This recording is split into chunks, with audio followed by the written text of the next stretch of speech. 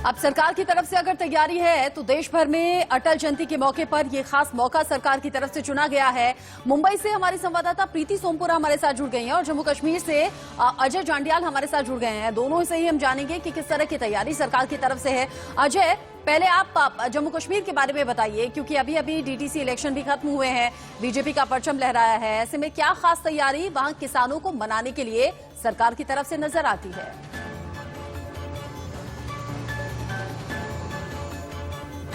देखिए, जम्मू कश्मीर में भी आज जो है खासतौर पे जो प्रोग्राम रखा गया है वो एग्रीकल्चर डिपार्टमेंट के द्वारा एग्रीकल्चर भवन में रखा गया है और किसान भवन में रखा गया है। और उसकी वजह बड़ी साफ है, ये कि किसी भी तरीके से सरकार की जो नीतियां हैं, सरकार की जो पॉलिसी हैं, सरकार के जो ये बिल बनाए गए थे, या सरकार जो कार्य जो केंद्र सरकार की तरफ से जम्मू कश्मीर तक पहुंच रहा है, यहाँ के किसानों के वेलफेयर के लिए है, चाहे वो जो फसल बीमा योजना है या मवेशियों के लिए ये है, या एग्रीकल्चर इक्विपमेंट्स की खरीद के लिए जो लोन्स और सब्सिडाइज रेट पर जो प्रोग्राम चलाए जा रहे हैं, उन सभी चीजों से किसानों को अवगत कराया जाए।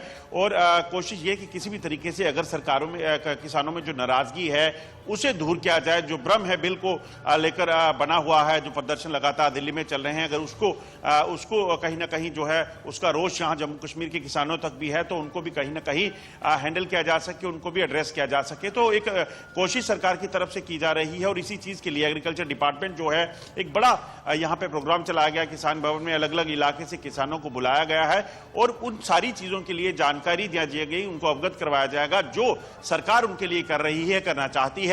और मकसद बड़ा साफ कि किसी भी तरीके से जो एक डेडलॉक है या ये जो सिचुएशन बनी हुई है उसको कहीं ना कहीं बिल्कुल एक संदेश अजय देना चाहती है सरकार। सीधे आपके पास वापस आएंगे अजय, सीधे मुंबई चलते हैं। प्रीति जुड़ गई। प्रीति, क्या तैयारी है, किसकी ड्यूटी लगी है? महाराष्ट्र में अगर बात करें तो हाई प्रोफाइल मिनिस्टर्स कौन कौन रहेंगे, कौन कौन से सांसदों की ड्यूटी कहां है, और आप जिस जगह मौजूद हैं वहां कितने लोग इस वक्त तक आ चुके हैं और उनके दिल में क्या है, वो क्या सुनना चाहते हैं पीएम से आज किसानों के मुद्दे पर? प्रीति।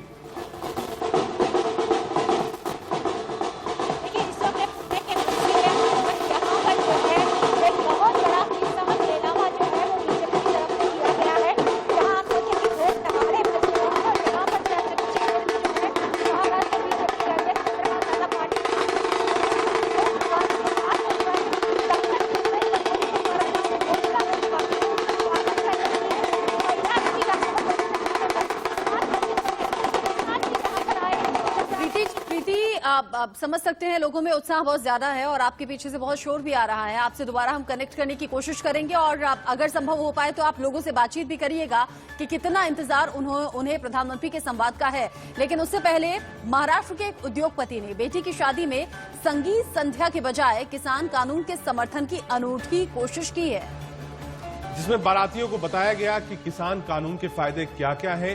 कोल्हापुर के बिजनेसमैन ललित गांधी ने बेटी की शादी में कार्ड पर भी किसान कानून का समर्थन किया है। शादी के मौके पर कानून के समर्थन में खुद ललित गांधी ने लोगों की गलतफहमियां दूर की। ललित गांधी एक बिजनेसमैन के साथ ही खुद भी एक किसान है।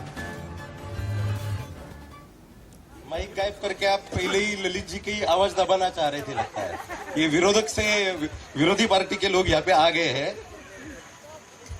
एक्चुअली एक लंबे लॉकडाउन के बाद, 6-7 महीने के लॉकडाउन के बाद, किसी परिवार में अगर शादी हो और वो शादी भी डेस्टिनेशन मैरिज हो, डेस्टिनेशन मैरिज भी कहा तो गोवा राम जी।